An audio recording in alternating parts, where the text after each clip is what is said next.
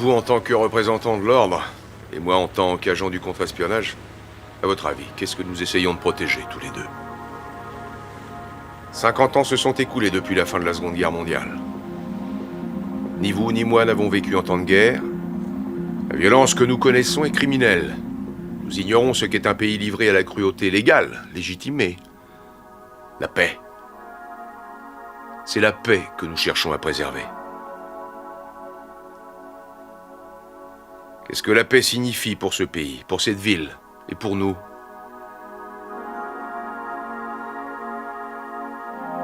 Tous les efforts, toutes les souffrances que le Japon a endurées pendant cette guerre se sont évanouis avec Hiroshima. Puis les Américains sont arrivés avec leurs forces de dissuasion nucléaire et leur guerre froide, leur chewing-gum et leurs boissons pétillantes. Et aujourd'hui, des guerres éclairs éclatent un peu partout dans le monde. Tout n'est que misère et désolation. Notre pays est un pays riche. Et sur quoi cette richesse est-elle construite? Sur les cadavres de ces guerres meurtrières. Ils sont les fondements de notre paix. Nous nous donnons autant de mal à cultiver l'indifférence que nos parents à survivre pendant la guerre. Ce sont les pays des autres continents qui paient le prix de notre paix prospère. On nous a très bien enseigné comment ignorer leurs souffrances. Peu importe le prix de la paix, ce qui est essentiel, c'est de la préserver. Même s'il s'agit d'une paix immorale. C'est peut-être une paix injuste, mais c'est de loin préférable à une guerre juste. Je partage votre répugnance pour les guerres justes. La seule qui soit acceptable, c'est celle qui a eu lieu contre les nazis. Nos alliés, capitaine. Les nazis étaient nos alliés. Et combien d'hommes à travers l'histoire sont morts au combat parce qu'on leur a fait croire que la guerre était nécessaire? Des millions.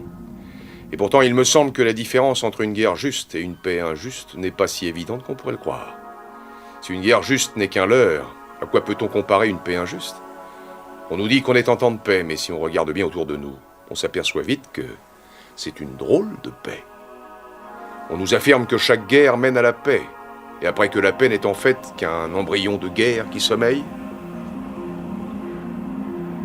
Ce n'est qu'une question de temps. La dure réalité balaye nos illusions qui nous portent à croire que l'absence de guerre signifie la paix. Je vous repose la question.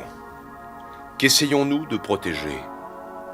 Nous jouissons de la paix sur nos écrans de télévision alors qu'en dehors du champ de la caméra, la guerre fait rage. Nous oublions que nous ne sommes qu'un cliché derrière la ligne de front. Non, ce n'est pas que nous oublions, nous refusons tout simplement de nous souvenir. On ne peut pas continuer comme ça. Sinon un beau jour, nous serons punis. Punis? Mais par qui? Par Dieu? N'importe qui dans ce monde peut remplacer Dieu, dans un univers pas plus grand que son propre esprit, présent partout et sachant tout, et cependant impuissant à sortir des confins de ses limites. Et là où Dieu ne peut rien faire, des hommes s'y emploient. À moins qu'on ne les arrête.